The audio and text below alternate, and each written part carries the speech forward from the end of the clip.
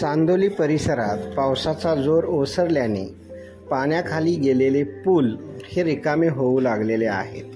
चित्तूर-आरळा या पुलावरून सध्या वाहतूक सुरळीत होण्याच्या मार्गावर आहे.